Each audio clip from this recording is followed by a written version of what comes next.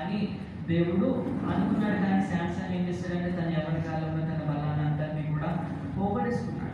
ఈరోజు మనము కూడా ఒక యవ్వన కాలంలో ఒక శాంసోన్ వలె దేవుడు మనకి బలాన్ని ఇచ్చాడు. ఈరోజు బలవంతులుగా మనం ఎదగాలి, బలవంతులుగా దేవునిలో ఉండాలని. అదే సమయంలో ఈ లోకము ఏం చేస్తుందంటే మనలో ఉన్న బలాన్ని తీసేసుకోవాలని, మనలో ఉన్న బలాన్ని పోగొట్టాలని ఈ లోకము మనల్ని అట్రాక్ట్ చేస్తుంది. ఎప్పుడైతే ఈ లోకం మనల్ని అట్రాక్ట్ చేస్తుంటుందో అటువంటి సమయాల్లో మనం ఏం చేయాలి? అది రిజెక్ట్ చేయాలి, దేవుణ్ణి యాక్సెప్ట్ చేయాలి. ఏది రిజెక్ట్ చేయాలి? ఏది యాక్సెప్ట్ చేయాలి? ఇది మర్చిపోకూడదు. ఏది రిజెక్ట్ చేయాలి, ఏది యాక్సెప్ట్ చేయాలి. కాబట్టి ఎప్పుడైతే మనం ఈ లోకాన్ని విడిచిపెట్టి దేవుని యాక్సెప్ట్ చేసి ఆయనలోకి వస్తామో అప్పుడు మన బలము, యవ్వన కాలంలో ఉన్న బలము దేవుడు తీసుకుని మన జ్ఞానాన్ని ఇచ్చి ఆ బలాన్ని ఆయన